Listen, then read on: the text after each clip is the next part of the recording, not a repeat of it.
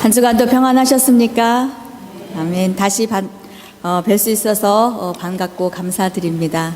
스데반에 이어서 스데반의 영향을 받았던 사도 바울에 대한 이야기를 할 수 있어서 기쁘게 생각을 합니다.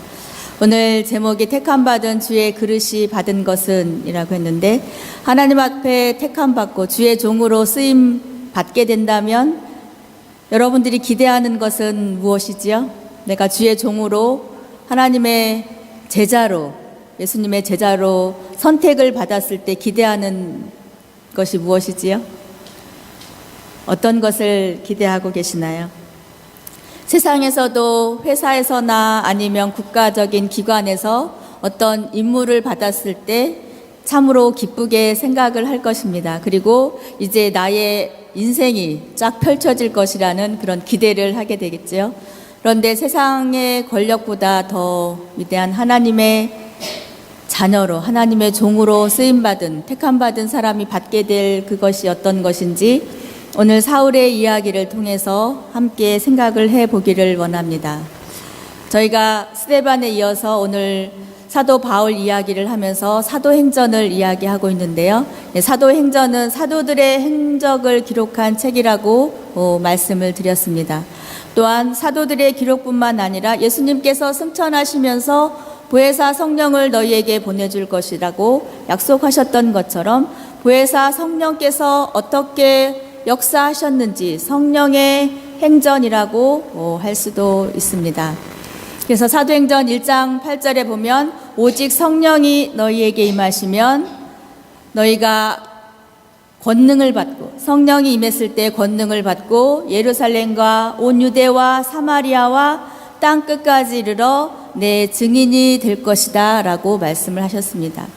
어떻게 보면 이 사도행전 1장 8절의 이 말씀은 사도행전의 전체적인 주제라고도 할 수 있고, 이 말씀에 근거해서 사도들이, 그리고 어떻게 교회들이 세워지고 확산되어졌는지 그 과정을 보게 되는 것이라고 할 수 있습니다.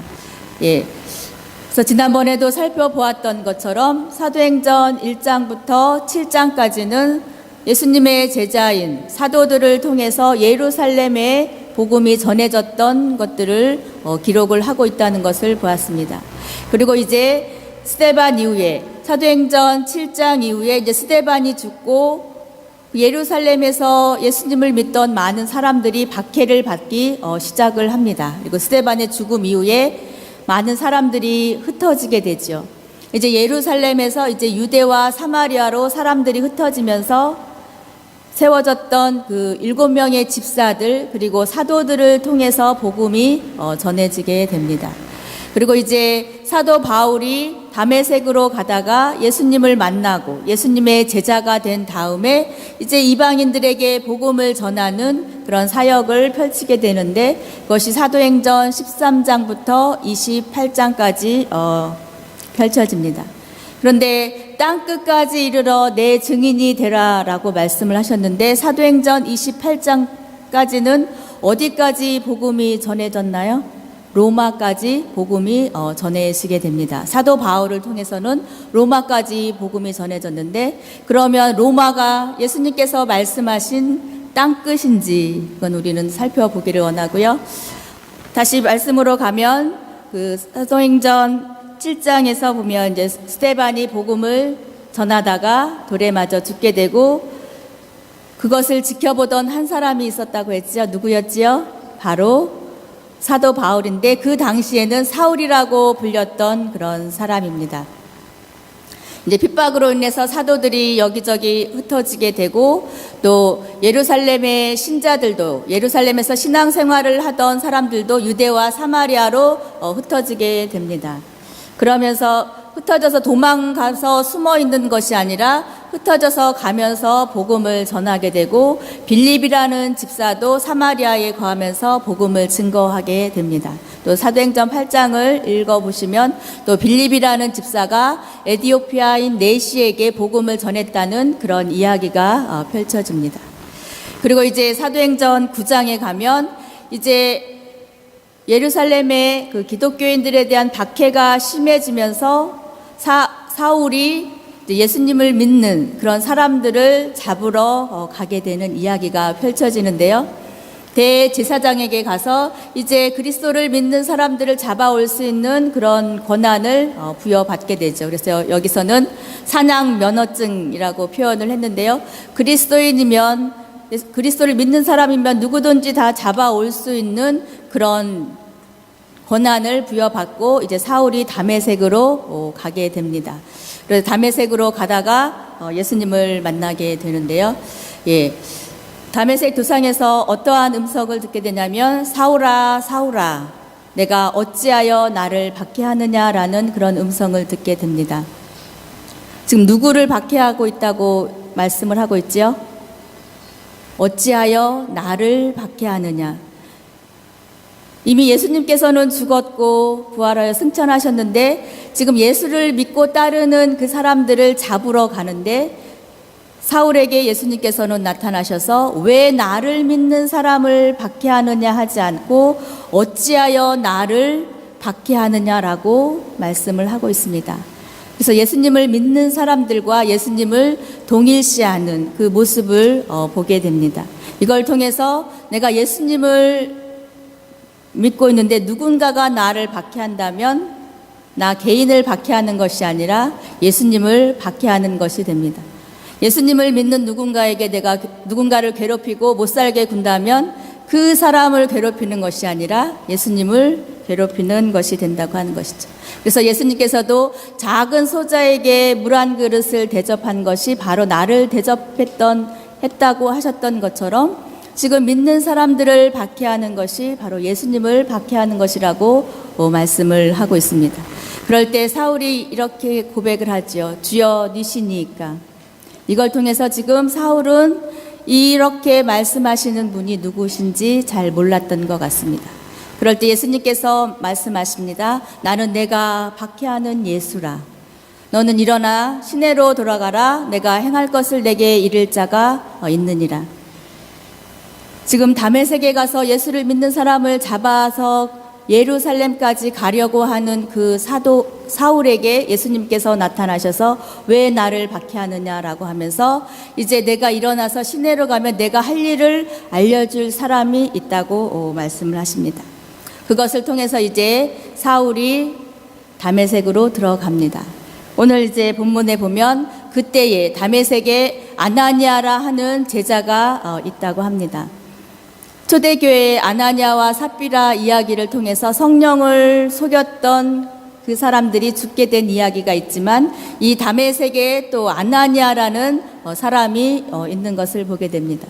그래서 그 당시에는 예수라는 이름도 흔한 이름이었고 또 사울이라는 이름도 또 흔한 이름이었고 우리가 영이야 철수야 했던 것처럼 그런 흔한 이름인 것 같습니다. 그리고 아나니아라는 사람도 그 중에 한 사람인 것 같습니다. 그래서 아나니아라는 사람, 그 제자가 있었는데 주님께서 환상 중에 그 아나니아를 부릅니다. 아나니아야 하시니까 아나니아가 대답합니다. 뭐라고 대답합니까? 주여 내가 여기 있나이다. 이걸 통해서 지금 이 다메섹이라는 곳에서도 예수님을 믿는 사람들이 있었다는 것을 우리가 알 수 있습니다.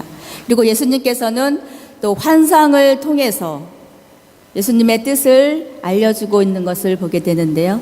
아나니아의 고백 속에서 우리가 알 수 있는 것은 무엇이죠? 주여 내가 여기 있나이다. 자기의 이름이 불려졌을 때 아나니아는 주여 내가 여기 있나이다 라는 고백을 통해서 어떠한 아나니아의 믿음의 상태를 우리가 알 수 있을까요? 회사에서 가장 높은 사람이 그 사람을 불러요. 그러면 가서 무엇이라고 이야기합니까? 사장님 저 부르셨습니까? 라고 고백할 때는 그 사장님이 내게 무엇을 명하든지 간에 따르겠다는, 순종하겠다는 그런 의지가 포함되어 있지 않나요? 그것처럼 지금 주여 제가 여기 있습니다 라는 고백을 통해서 주님께서 무엇이라고 말씀하시든지 제가 순종하겠습니다 라는 그런 아나니아의 믿음의 고백이 있다는 것을 우리는 생각을 해볼 수 있습니다. 그런데 그 앞전에 사울을 불렀을 때는 사울은 주여 제가 여기 있나이다라고 고백한 것이 아니라 주여 니시니까라는 고백을 통해서 주님이 누구신지, 자기를 부르니까 누구인지 몰랐다는 것을 알 수 있습니다. 환상 가운데 주님께서 아나니아에게 말씀을 하십니다. 일어나서 직가라고 하는 그 거리로 가서 유다의 집에서 5 사울이라 하는 사람을 찾으라. 지금 예수님께서 아나니아에게 사명을 부여해 주시는데 아주 자세하게 설명을 하고 계시지요. 직가라고 하는 그 거리로 가서 유다의 집에 가서 거기에 5 사울이라고 하는 사람이 있으니까 찾으라라고 이야기합니다. 이렇게 누구를 찾아가야 되는지 자세히 설명을 하는 걸 통해서 사울이라고 하는 사람이 많으니까 유다 사람의 집에 또 5 사울을 찾으라는, 정확히 누구를 찾아야 하는지 자세히 설명해 주시는 예수님의 모습을 볼 수 있습니다. 그런데 지금 사울이 무엇을 하고 있냐면 그가 기도하는 중에 있다고 이야기를 합니다. 지금 다메섹 도상에서 사울이 예수님을 만나고 또 눈이 멀게 되고 다메섹까지 같이 갔던 사람들의 손에 이끌려서 유다의 집에 머물렀는데 지금 3일 동안 금식하며 아무것도 못 먹고 있다가 지금 사울이 무엇을 하고 있냐면 기도하는 중에 있다고 이야기합니다. 예수님께서는 지금 사울이 무엇을 하고 있는지, 어디에 있는지 정확히 알고 계시고 또 사명을 준 아나니아가 어디에 가서 무엇을 해야 할지 그것을 알게 하십니다. 주여 제가 여기 있나이다라고 아나니아가 고백했을 때는 주님께서 시키시는 것은 무엇이든지 하겠다는 그런 믿음의 고백이 포함되어 있었는데 지금 이 이야기를 보면 아나니아가 예수님께 질문을 하게 됩니다. 그런데 여기에 보면 그가 아나니아라는 사람이 들어와서 자기에게 안수하여 다시 보게 하는 것을 보았느니라. 사도 바울이 지금 기도를 하고 있는데 기도 가운데 지금 무엇을 보냐면 아나니아라고 하는 사람이 들어와서 자기에게 안수를 하고 다시 보게 되는 것을 보고 있다.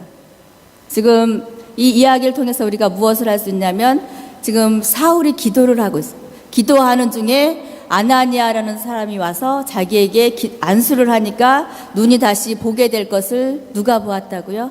사울이 보게 됩니다. 그리고 그것을 지금 누구에게 이야기를 하고 있냐면 아나니아에게 이야기를 해주고 있는 거예요. 네가 사울에게 가면 사울이 기도를 하고 있는데 네가 가서 기도해줘서 눈이 나을 것을 그가 알 것이다라고 이야기를 해준다는 것이죠. 무엇이든지 순종하겠다는 고백을 했던 아나니아가 이렇게 묻습니다. 주여 이 사람에 대하여는 내가 여러 사람에게 들었습니다. 다메섹에 살고 있는 이 아나니아가 사울에 대해서 들었다는 거죠. 그러니까 지금 다메섹에서 신앙생활을 하고 있는 수많은 사람들이 지금 사울이라고 하는 사람이 예수 믿는 사람들을 와서 잡아가려고 한다는 것을 들어서 알고 있다는 거죠. 누군가 지금 자기를 잡으러 왔다는 그 소리를 듣고 다메섹에 살던 사람들의 마음이 어땠을까요? 불안한 가운데 있었겠죠. 그리고 어떻게 하든지 붙잡히지 않으려고 하는 그런 마음이 있었을 것입니다. 그리고 사울에 대해서 어떠한 마음을 가졌을까요? 두려움, 공포를 느꼈겠지. 그 앞전에 예루살렘에서 대제사장과 산헤드린 공회의 사람들이 돌로 스데반을 쳐 죽였다는 그 소식을 이 사람들은 들었을까요? 못 들었을까요? 들었겠지요. 사울이 와서 자기를 잡아서 예루살렘에 가게 되면 자기도 그런 죽음에 처할 수밖에 없다는 것을 다 알고 있었겠죠. 그러니까 두려움 가운데 있었을 것입니다. 아나니아도 지금 그것을 다 알고 있는데 예수님께서 지금 그 사울에게 가서 안수를 하라고 하시는 거죠. 주여 이 사람에 대해서 내가 여러 사람에게 들었는데 이 사울은 예루살렘에서 주의 성도들에게 적지 않은 해를 끼쳤다 하더이다. 예수님이 지금 몰라서 아나니아에게 이 명령을 시켰을까요? 이렇게 하라고 했을까요? 그런데도 불구하고 아나니아는 예수님께서 이렇게 하라고 하시는 것에 대해서 도저히 받아들일 수가 없기 때문에 이렇게 이야기를 하게 됩니다. 또 여기서도 주의 이름을 부르는 모든 사람을 결박할 권한을 대제사장들에게서 받았나이다 하거늘. 지금 사울이 이곳에 왜 왔는지를 지금 예수님에게 설명을 하고 있습니다. 이것을 통해서 아나니아에게서 느낄 수 있는 것은 무엇일까요? 주님의 명령이긴 하지만 지금 사울이 왜 여기에 와 있는지 알고 있다, 예수님께서 아신다고 한다면 이렇게 말씀하실 수는 없지 않습니까? 두렵고 떨린 가운데 제가 사울에게 가는 것이 너무나 두렵습니다라는 그런 마음이 있지 않나요? 그런데 예수님께서 다시 이렇게 말씀을 하십니다. 이 사람은 내 이름을 이방인과 임금들과 이스라엘 자손에게 전하기 위하여 택한 나의 그릇이다라고 말씀을 하고 있습니다. 비록 사람들이 보기에는 예수님을 믿는 사람들을 잡아 죽이는데 적지 않은 영향을 끼쳤던 사람이고, 지금도 이 다메섹에 와서 예수님을 믿는 사람들을 잡아갈 그런 권한을 가지고 온 그런 사람인데, 지금 예수님은 그 사람이 예수님의 이름을 위해서 이방인과 임금들과 이스라엘 자손에게 복음을 전하기 위해 택한 주님의 그릇이라고 이야기를 하고 있습니다. 예수님께서는 지금 누구를 선택을 하셨지요? 사울을 선택을 하셨어요. 사울이 어떠한 사람이었죠? 하나님을 믿는 데는 열심이었지만 예수님을 믿는 사람들을 잡아 죽이는 일에 앞장을 섰던, 하나님을 위한 열심이 특심이었던 그런 사람이었습니다. 왜 사울이 예수님을 믿는 사람들을 그렇게 잡아 죽이려고 했을까? 예, 그것은 예수님이 하나님의 아들이라고 신성 모독을이라고 했기 때문에 그렇습니다. 그리고 지금 이스라엘이 로마의 압제하에 있고 로마에서 파견한 왕이 지금 이스라엘을 다스리고 있는데, 예수가 하나님의 아들이라고 하고 또 예수를 믿는 사람들이 많이 늘어나면서 또 유대인과 또 예수님을 믿는 사람들 사이에 갈등이 생기고, 그리고 이스라엘을 다스리고 있는 대제사장이나 분봉왕들 사이에 긴장이 생기기 시작을 합니다. 그러면서 만약에 이러한 소식이 로마에 전달이 된다고 한다면 로마에서 이 이스라엘을 또 가만두지 않게 되는 그런 상황이기 때문에 위협을 느낀 왕이나 아니면 대제사장들, 이런 사람들이 기독교인을 더 박해하게 되는 것이죠. 그런데 예수님은 그런 사울을 지금 들어서 사용하시려고 하십니다. 나의 택한 그릇이라라고 말씀합니다. 그러면서 내 이름을 위하여 얼마나 고난을 받아야 할 것을 내가 그에게 보이리라. 지금 사울을 예수님의 택한 그릇으로 부르신 다음에 그 앞길을 활짝 펼쳐주는 것이 아니라, 앞길을 보장해 주는 것이 아니라 내 이름을 위하여, 예수님의 이름을 위하여 그가 얼마나 고난을 받아야 할 것을 내가 사울에게 보이겠다라고 말씀을 하고 있습니다. 나를 주님의 종으로 부르시면서 확실한 미래를 보장하고 약속하시는 것이 아니라 주님의 이름 때문에 어떠한 고난을 받아야 할지를 지금 사울에게 보이겠다고 아나니아에게 말씀을 하십니다. 그 이야기를 들은 아나니아는 어떻게 합니까? 떠나서 그 집에 들어가서 그에게 안수를 합니다. 주님의 말씀이었기에, 주님의 명령이었기에 그가 살인자였고 또 그리스도인을 잡아갈 권한을 가지고 있는 두려운 존재였지만 주님의 명령이었기에 아나니아는 즉시로 순종하고 그의 집에 가서 사울에게 안수하는 모습을 볼 수 있습니다. 무엇이라고 부르나요? 아나니아가 그 집에 가서 사울을 향해 무엇이라고 부르나요? 형제 사울아라고 부릅니다. 형제 사울아. 예, 초대교회에 믿는 사람들 형제 자매로 통용을 했지요. 예, 형제라는 말을 통해서 그가 비록 살인자고 우리를 잡아 죽이려고 하는 그런 권한을 가진 사람이었지만 이제 예수님께서 그를 택한 그릇으로 부르셨다는 그 예수님의 말씀에 그를 형제라고 부르면서 이제 주님의 종으로 그를 인정하는 그런 아나니아의 고백이 담겨 있습니다.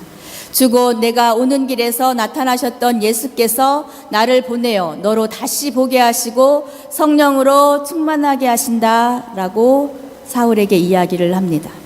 지금 나를 이곳에 보낸 분이 누구라고 이야기를 하고 있나요?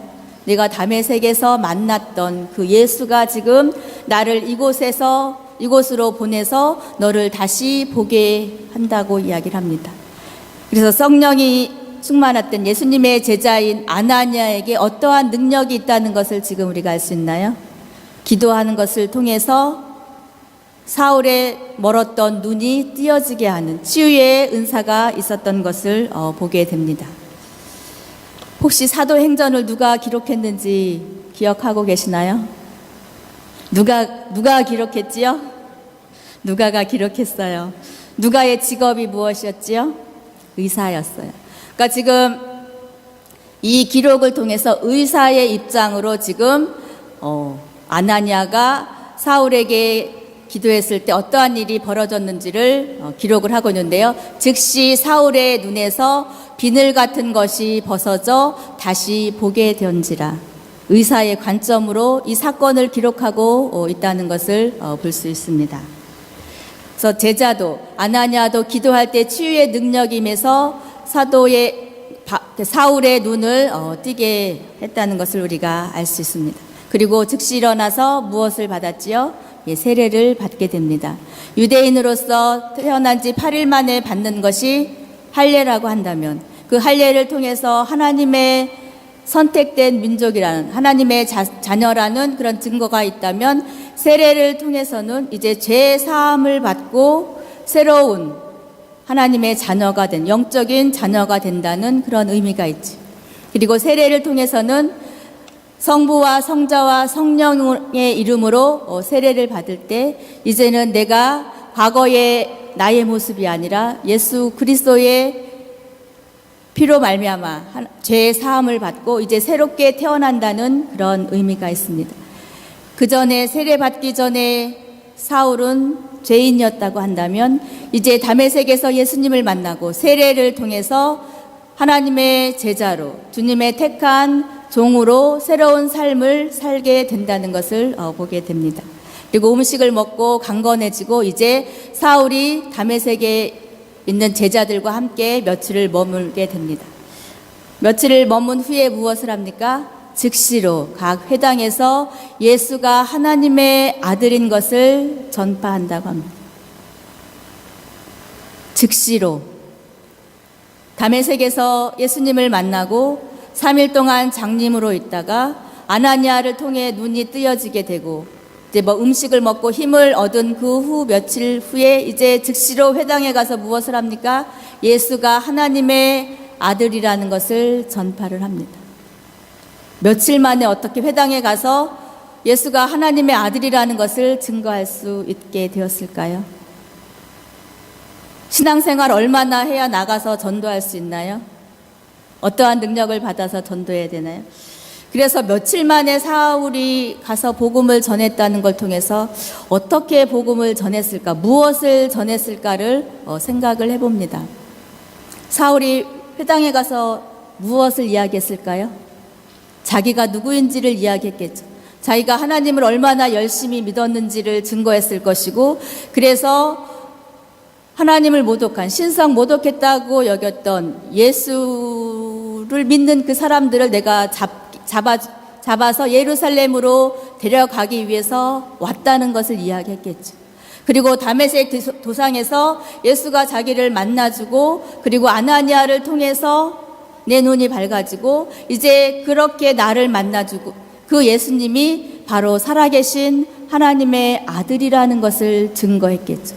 다른 교리를 가르친 것이 아니라 내가 만난 예수, 그분을 회당에서 증거했다는 것이죠. 그래서 전도하세요라고 하면 전도하기 너무 힘들어요 라고 하시나요? 내가 아는 것이 없어서, 성경에 대한 지식이 없어서 전도하기 힘들다고 하실 건가요?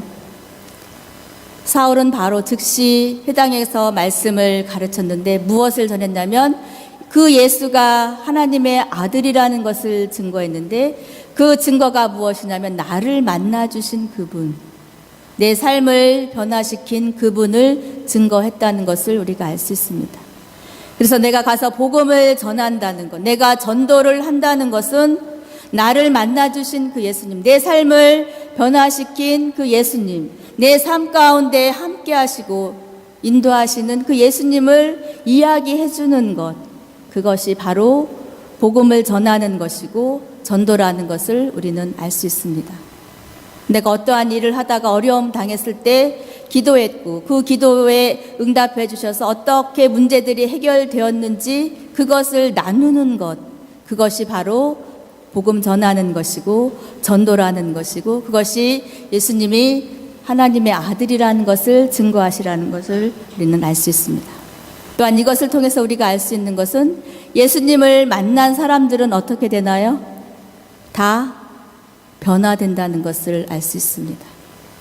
아나니아도 환상 가운데 예수님의 음성을 듣고 변화되었고 사울도 다메섹에서 예수님을 만나고 세례를 받고 변화되었다는 것을 알 수 있습니다. 신앙생활 오래 하면서 내가 예수님을 믿고 예수님을 만났다고 하면서 내 삶의 방향이, 목적이, 삶의 스타일이 변화되셨나요? 그렇다고 한다면 나는 예수님을 만난 사람이라고 할 수 있습니다. 예수님을 만난 사람만이 삶의 목적이나 방향이 달라질 것입니다. 사울이 그렇게 예수가 하나님의 아들이라고 증거했는데 많은 사람들이 그 말을 듣고 바로 믿고 사울을 받아들였나요? 듣는 사람이 다 놀라서 말하되 이 사람이 예루살렘에서 이 이름을 부르는 사람들을 멸하려던 자가 아니냐, 예수님을 믿는 사람을 잡아가려고 하던 사람이 아니냐라고 지금 사울에 대해서 이야기를 합니다.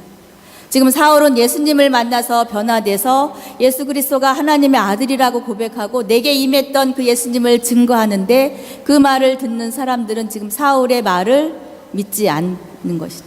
두려워하는 것을 보게 됩니다. 그리고 여기에 온 것도 그들을 결박해서 대제사장에게 끌어가고자 함이 아니더냐. 사울의 그 변화된 모습 그리고 신앙 고백을 지금 이 다메섹에 있는 예수님을 믿는 사람들이 받아들이지 않는 것을 보게 됩니다. 사울은 그래서 힘을 더하여 예수를 그리스도라 증거를 하게 됩니다. 그리고 다메섹에 사는 유대인들은 당혹하게 됩니다. 사울을 변화시키신 분이 누구시지요? 예수님이십니다. 예수님이 사울을 만나서 변화시켰는데 그렇게 예수님이 나를 변화시켰다는 걸 고백함에도 불구하고 지금 사울을 믿지 못하는 걸 통해서 이 다메섹에 살고 있는 예수님을 믿는 사람들은 예수님께서 그에게 행하셨던 것을 믿지 못하고 있다는 것을 보게 됩니다. 우리의 삶에서도 보면 또 역사에서도 보면 한때는 조폭이었던 사람이 어떤 사건을 계기로 예수님을 영접하게 되고 또 복음을 전하고 또 어떤 경우는 목회자가 돼서 또 선교사가 되어서 주의 사역을 감당하는 그런 사람들이 있습니다. 그리고 그렇게 자기의 삶을 변화시킨 것을 간증하며 다니죠. 근데 그것을 듣고 복음을 받아들이고 깨닫는 사람들이 있는가 하면 또 그것을 믿지 못하는 그런 사람들도 있는 것을 보게 됩니다. 지금 사울도 이렇게 변화되었지만 그것을 믿지 못하는 그런 사람들이 있는 것을 보게 됩니다. 그리고 이제 여러 날이 지나면 유대인들이 사울 죽이기를 공모하게 된다고 합니다. 복음을 전하는데 사울을 죽이려고 합니다. 더 많은 사람들이 죽이려고 하게 되고 그래서 이제 이 다메섹을 바구니 광주리에 내려져서 도망가게 되는 이야기가 뒤에 펼쳐집니다. 오늘의 이야기를 통해서 저희가 생각해 보길 원하는 것은 그럼에도 불구하고 하나님께서는 살인자와 같았고 하나님을 믿는 사람들을 잡아 죽이려고 했던 그 사울을 부르셨다는 것이죠. 그리고 사울을 통해서 하시려고 했던 하나님의 일이 있다는 거죠. 스데반을 통해서는 예루살렘에 모여있던 제자들, 신도들이 흩어지게 하심으로 유대와 사마리아까지 복음이 전해지고 교회가 세워지는 일을 했다고 한다면 그 스데반을 죽음에 이르게 했던 그 사울이 이제 예수님을 만난 후에 예수님의 복음을 전한 이방인과 임금들과 이스라엘 자손들에게 복음이 전해지는 복음을 전하는 그 일을 위해 쓰임받은 주님의 택한 그릇이었다는 것을 보게 됩니다. 그래서 사도행전 13장부터 또 15장까지 보면 갈라디아를 중심으로 복음이 전해지게 됩니다. 이방인들에게 복음이 전해지고 2차 전도 여행을 통해서는 마게도냐, 나가야, 또 헬라까지 복음이 전파됩니다. 그러니까 지금 사울은 계속 걸어 다니면서 수만 킬로를 걸어 다니면서 예수님의 복음을 전하고 가는 곳마다 교회를 세우게 됩니다. 그리고 21장까지 보면 이제 아시아의 복음이 전해지게 됩니다. 그리고 사도행전 22장부터 28장까지는 이렇게 복음을 전하고 가는 곳마다 교회를 세웠던 그 바울이 이제 로마에 가서 감옥에 갇히게 되고 순교하게 되는 이야기가 펼쳐지게 됩니다. 오늘 주님의 종으로 선택받은 사울의 삶을 한번 생각해 보길 원합니다. 주의 종으로 선택을 받았으면 목사님 하고 이렇게 막 존경받고 대접받는 것이 아니라 고난받아야 하고 쫓겨다녀야 하고 또 40번에 하나 감한 39번의 매를 그거를 맞으면 죽을 수도 있는 그런 매를 수도 없이 맞아야 했던 그 사도 바울, 주의 종으로 부름받아서 그렇게 고난받는 그런 종으로 지금 사울은 택함을 받았습니다. 주의 종으로 선택을 받았는데 앞으로 어떠한 일이 펼쳐질지 모르는 것이 아니라 어떠한 고난을 받아야 될지 사울은 이미 알고 있었다는 것을 알 수 있죠. 제가 목사가 되면서 어떠한 일이 있을지 알고 목사가 된 거 아니에요. 모르고 목사가 됐죠. 모르고 신도가 됐고 모르고 장로가 됐고 모르고 권사가 되셨을 겁니다. 근데 지금 사울은 주의 종으로 택함받은 후에 어떠한 일이 펼쳐질지를 알면서도 주의 종으로 쓰임받게 됩니다. 어떻게 쓰임받았냐? 그가 받은 것은 무엇이었냐면 감옥 생활이었어요. 사도행전 22장부터 28장까지는 로마에 가서 이제 감옥에 갇히게 되는데 인간적으로 보면 주의 종으로 선택받은 자가 감옥에 갇히게 되는 또 엄청난 매를 맞고 쫓겨다니는 그 일을 통해서 정말 하나님이 선택한 사람 맞아? 하나님이 쓰시는 사람이 맞아? 그렇다면 왜 감옥에 가야 돼? 왜 매 맞아야 돼? 왜 도망 다녀야 돼? 라고 우리는 말할 수 있지만 거기에도 하나님의 계획이 있다는 것이죠. 바울의 그 감옥 생활을 통해서 지금 로마의 감옥에 갇히면서 바울이 피할 수 있는 것은 무엇이었냐면 유대인들은 계속해서 사도 바울을 잡아서 죽이려고 했다는 것이죠. 그래서 감옥이라는 곳을 통해서 사울이 안전하게 그곳에 숨어서 있을 수 있었다는 것이죠. 로마인들을 통해서 사울은 그 감옥에서 보호를 받았던 하나님의 완벽한 계획이 있었다는 것이고요. 또 하나는 그 감옥에 있으면서 무엇을 했냐면 그 2년간 감금 생활을 통해서 복음 전파를 위한 서신서를 쓰게 됩니다. 감옥에 있으면서 썼던 것들이 이제 옥중 서신이라고 하는데요.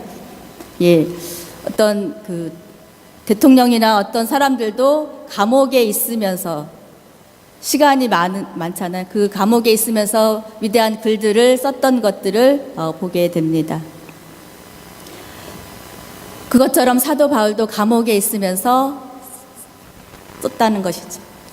그리고 사도 바울이 주의 종으로 택함을 받으면서 그리고 그 사역이 편한 길이 아니라 고난받고 죽음의 상황에 여러 번 처하고 감옥에 갇히고 마지막에는 순교했지만 사도 바울이 고백했던 그 고백을 우리가 오늘 보기를 원합니다.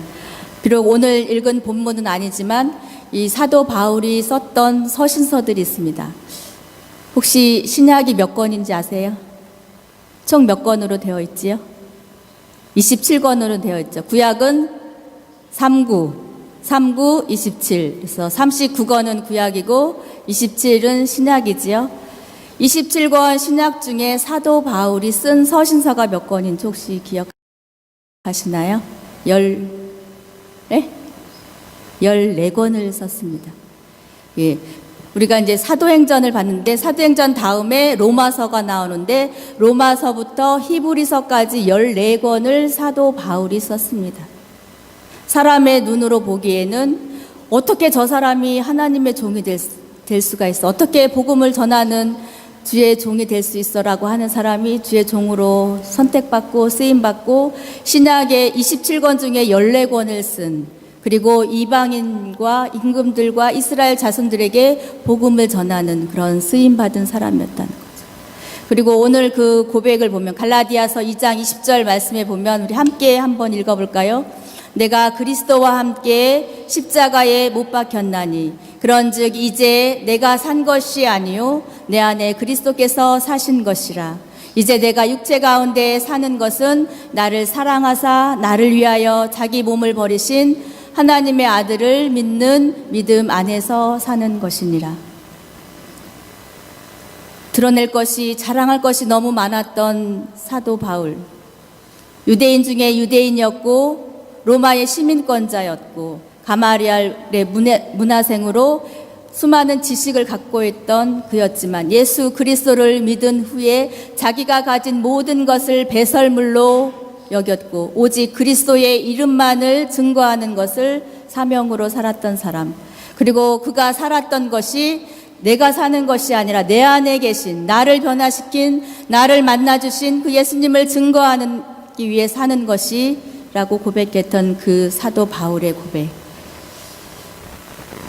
그렇게 고백할 수 있었던 것은 나는 선한 싸움을 싸우고 나의 달려갈 길을 마치고 믿음을 지켰으니 이제 후로는 나를 위하여 의의 면류관이 예비되었으므로 주 곧 의로우신 재판장이 그날에 내게 주실 것이며 내게만 아니라 주의 나타내심을 사모하는 모든 자에게로다. 그렇게 감내할 수 있었던 것은 믿음을 지키고 선한 싸움을 끝까지 싸울 때에 그에게 주어질 의의 면류관을 기대하기 때문에 감당한다는 것이죠. 또 사도 바울 자기뿐만 아니라 주의 나타나심을 사모하는 모든 사람에게 그 면류관이 주어진다는 것을 말씀을 하고 있습니다. 사도행전 1장 8절에 땅 끝까지 이르러 내 증인이 되라고 말씀을 하셨고 사도 바울을 통해 로마까지 복음이 전해졌는데요. 그리고 사도행전 28장이 사도행전이 끝나잖아요. 그런데 지금 저 지도가 보이시나요? 어떤 지도지요? 세계 지도입니다. 그리고 저 가운데 까맣게 보이는 네모가 보이시나요? 혹시 보이세요? 거기가 지금 사울이 복음을 전했던 예루살렘에서부터 로마까지의 지역을 표시를 한 겁니다. 저 조그만 네모 안에 로마까지 포함이 되어 있어요. 그러면 예수님께서 말씀하셨던 땅 끝까지 이르러 내 복음이 증거하라고 하셨는데 그 땅 끝은 어딜까요? 아직도 저기 네모 안에 들어가지 못한 많은 지역이 있잖아요. 그죠? 저기 모든 지역 가운데 복음이 전해져야 땅 끝까지 복음이 전해진다는 것이죠. 이 말씀을 준비하면서 떠오르는 동요가 하나 생각이 났어요. 지구는 둥그니까 자꾸 걸어 나가면 온 세상 어린이를 다 만나고 오겠네. 출발했던 이곳을 다시 온다는 거죠. 그죠? 온 세상 어린이를 다 만나고 다시 어디로 와요? 출발했던 그곳으로 온다는 거죠. 그래서 예수님께서 말씀하신 그 땅 끝이 어디일까를 생각을 해보면 예루살렘에서부터 복음이 전파되었다고 한다면 다시 예루살렘까지 복음이 전파되는 것. 유대인들이 예수 그리스도를 메시아로 믿고 고백하는 그곳이 바로 땅 끝이 아닌가라는 생각을 해봅니다. 또 선교사님들이 생각하시는 또 땅 끝은 다를 수도 있는데요. 제가 생각하는 땅 끝은 그 예루살렘, 유대인들이 예수님을 구세주로 고백하는 그곳이 아닐까라는 생각을 해봅니다. 오늘 말씀을 통해서 예수님의 마음을 한번 생각을 해보길 원합니다. 왜 예수님은 사울을 택하셨을까? 살인자인데. 그럼에도 불구하고 그런 사람까지도 예수님은 선택하셔서 주의 택한 그릇이라고 말씀을 하셨습니다. 정말 예수님께서 쓰시는 사람이라면 흠도 없고 어떤 결점도 없는 그런 사람이라면 얼마나 좋을까? 국가에서 뭐 장관 하나 시키는데도 청문회 해가지고 계속 떨어뜨리는 그런 걸 보면서 흠이 없는 사람이 없잖아요. 그런데 하나님의 일을 하는 사람이면, 흠이 없는 사람이면 얼마나 좋아요. 그런데 사람을 죽이는데 앞장섰던 그 사람을 불러서 사용하시는 그 예수님. 주님, 제가 주님의 일을 감당하기에는 지은 죄가 너무 많아요. 아는 게 너무 없어요. 저는 이런 것 때문에 결코 주님의 복음을 전할 수 없습니다. 주님, 제가 아닌 더 믿음이 좋고 더 흠이 없는 저 사람을 사용하시고 저는 아닙니다라고 우리는 고백하고 있잖아요. 중요한 것은 내가 누군가가 아니라, 내가 어떠한 삶을 살아왔느냐가 아니라 누가 나를 선택했고 누가 나를 부르시느냐가 중요하다는 것을 알 수 있습니다. 비록 내가 죄인이고 강도이고 살인자였고 하나님 보시기에 쓸만한 것이 하나 없다 할지라도 주님이 나를 부르시면, 주님이 나를 선택하시면 우리는 하나님의 도구로 쓰임 받을 수 있다는 것을 알 수 있습니다. 오늘 그 예수님이 사울을 선택하셨던 것처럼, 아나니아를 선택하셨던 것처럼 오늘 우리를 선택하셨습니다. 또한 아나니아가 주여 제가 여기 있나이다, 무엇이든지 순종하며 나아갈 것 같았던 그 아나니아가 사울에게 가라는 말을 듣고 어떻게 저런 사람에게 갈 수 있겠습니까? 라는 그 두렵고 떨림 가운데 있을 때 예수님은 꾸중하지 않으시고 자세히 설명해 주는 것을 우리가 볼 수 있습니다. 우리가 주님의 명령을 듣고 말씀을 듣고 순종하며 나아가다 때로는 이해되지 않는 그런 상황들을 보게 됩니다. 그럴 때마다 아나니아처럼, 예수님의 제자들처럼 우리는 예수님께 질문을 할 수 있다는 거죠. 고백을 할 수 있다는 거죠. 그럴 때 예수님께서는 꾸중하지 아니하시고 자세히 또 알려주실 것입니다. 그걸 통해서 예수님께서는 많은 사람들에게, 이방 사람들에게 주의 복음을 전하길 원하신다는 것을 오늘 알 수 있습니다. 중요한 건 내가 어떤 사람인가가 아니라 어떠한 나를 부르신 그분이 누구신가가 중요하다는 것을 알 수 있습니다. 오늘의 본문 말씀을 통해서 나를 향한 하나님의 마음을 보기를 원합니다. 사울을 통해서는 이방 사람들에게까지 복음이 전하길 원하셨어요. 나를 부르셨는데 나를 통해서는 하나님께서 어떠한 일들을 하시기를 원하실까? 나도 주의 종으로 믿는 사람으로 선택을 받았으니까 선교지에 가서 저런 고난을 받으면서 복음을 전해야 될까? 그럴 수도 있지만 그렇지 않을 수도 있겠죠. 내가 처한 상황에서 천하보다 귀한 한 영혼을 위해서 복음을 전한다면 그것이 바로 우리가 감당해야 할 사명이 아닌가 싶습니다.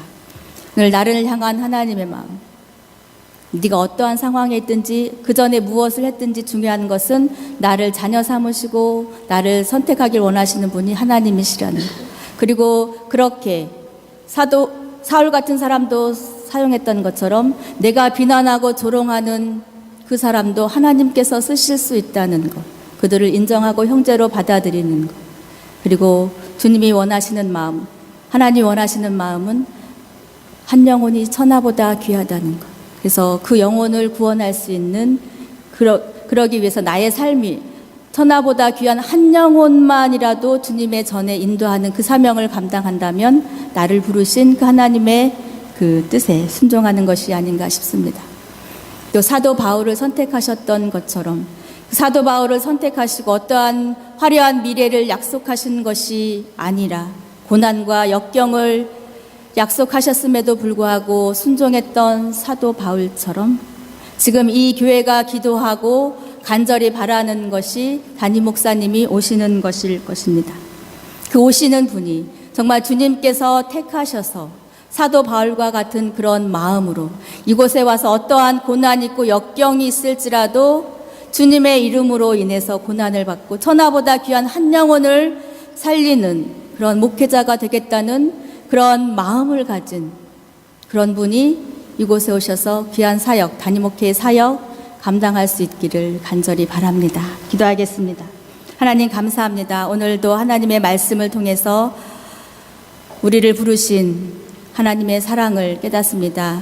하나님, 인간의 눈으로는 이해할 수 없지만 하나님의 계획 가운데 우리들의 삶이 사용되고 있음을 봅니다. 하나님, 사울처럼 또 우리를 부르신 주님의 음성에 날마다 순종하게 하시고 쓰임받는 저희들의 삶이 되도록 주여 인도하여 주시옵소서. 감사드리며 예수님의 이름으로 기도드립니다. 아멘.